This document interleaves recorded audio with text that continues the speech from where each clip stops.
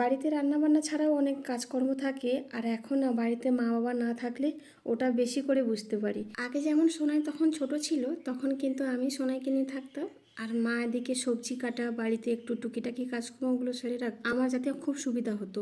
কিন্তু এখন চাষের সময় খুব ঝামেলা হয়।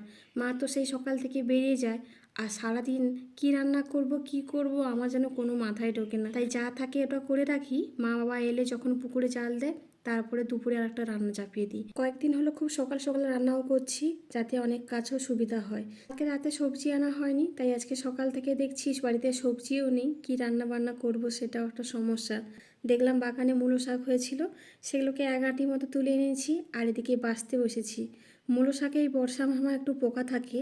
এটা তো এই সিজনে হয় না, এটা শীতকালে হয়, কিন্তু আগে থেকে চাষ করলে সব কিছুই হয়। দুপুরে আজকে বাবা মাছ এনেছে, মাছের তরকারি হবে, আর এদিকে ডালের বড়া খাওয়ার জন্য বাবার জন্য আজকে একটু ডাল বেটেছি।